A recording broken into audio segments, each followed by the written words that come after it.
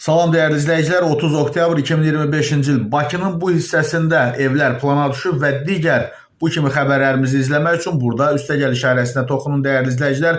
Kanala abunə olun ki, növbəti məlumatları da bizdən ala biləsiniz.